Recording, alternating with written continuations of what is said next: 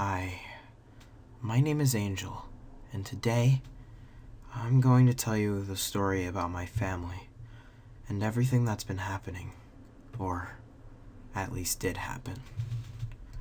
To start, we can't talk about her anymore. I always told my dad I wanted a sister. They said it wasn't as easy as I had thought, but then they brought her home. A little baby girl with bright blue eyes and silvery blonde hair. Over the next few months, I had become very attached to my new sister. One morning, I left for school like every other day, but on my way out, I noticed my mom sitting at the table smoking one of her self-rolled cigarettes, in distress.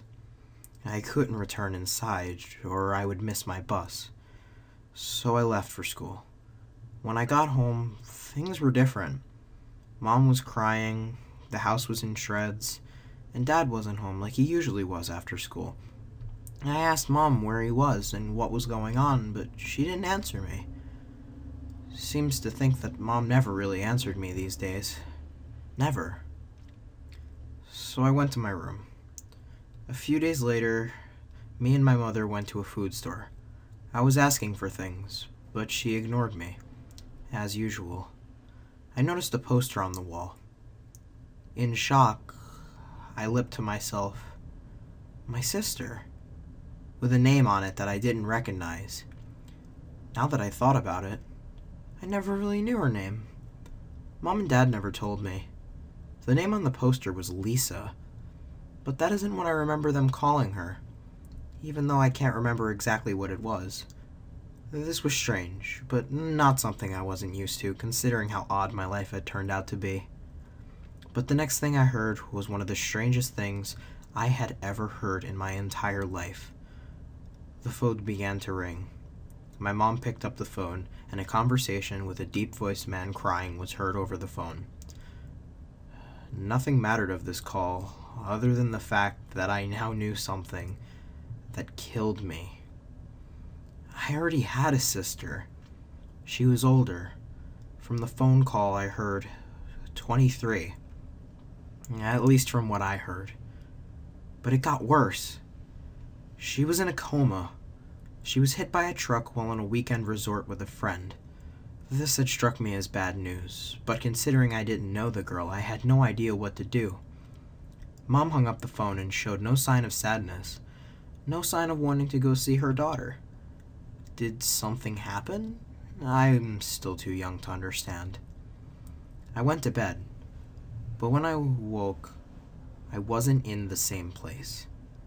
I was sitting in a chair, in a cold, dry room, with two beds, accompanied with two cold bodies, both still breathing.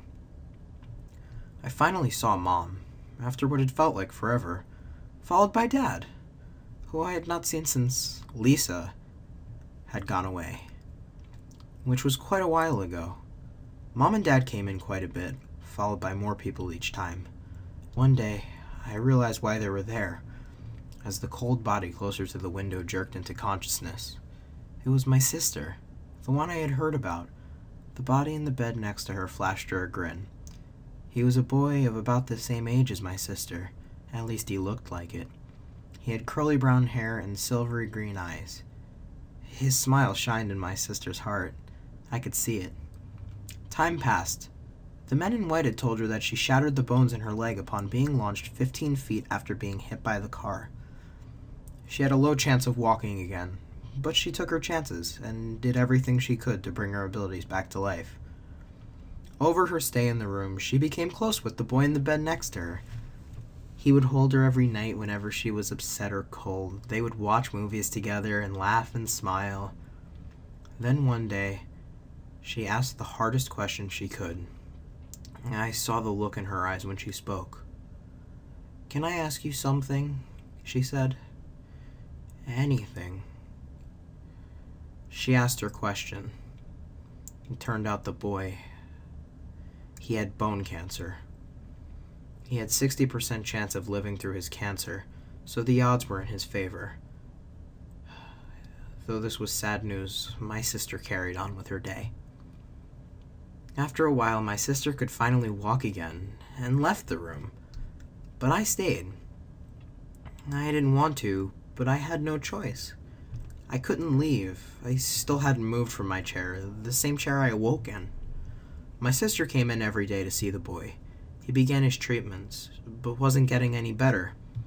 It was late December, and the men in white said he wouldn't live past Christmas. That was yesterday. My sister arrived back at the hospital to see the boy. Unable to bear the sight of him on his machines, she decided to steal Mom's car and go to the family cabin in the middle of the woods where she had spent the weekend with the boy. I heard my sister speaking. "I love you. You're everything I've ever wanted. I don't care if every cop in the county is looking for us. We're together, and we always will be." She took a long pause. I was not prepared for the next thing that would leave her lips. "I don't care if you are just a corpse. Your lips are warm at night, and we will be together forever, Mason. I love you." It was at that moment when I realized that my sister had kidnapped a dead body from the cold room, and I had moved without even realizing it. I heard a knock at the door. Unable to move to answer it, I just stood by and watched. The door busted open, my sister was taken, and I had dozed off once again, which doesn't happen anymore. Time has passed. A very, very long time. Things look different. And I have come to realize something. Lisa, she was killed by my father. My sister had been insane. My mother hated me. Everything about me, every moment I spent with her after that day when Lisa went missing, she acted like I wasn't there. I became absent. I lost track of my life. I had no friends, no family, no life. But then I realized, all this time I've been ignored for a reason. It's not because my mother hated me. The events with my sister had happened before Lisa. My parents didn't want another girl because of the one they had lost to insanity. I had imagined the whole call, or at least I altered it with my thoughts. I don't know. My sister had died in prison. That's what the real call was about. My father had also committed suicide. I saw it all come to me before I faded out of consciousness once again. And when I awoke once again, I was standing in a graveyard next to my mother, reading the names on all the graves. Michael Sterling, 1961 to 2003, loving father. Mia Sterling, 1978 to 2001, daughter and sister. And last of all, in the cold corner of the lifeless graveyard, read a grave labeled with this: Angel Sterling, 1993 to 2003, son and brother. My father had killed me that day along with Lisa's, whose remains were never found. My mother turned and walked away, and I disappeared. That was the end. I had finally figured it out, and now I could rest in peace.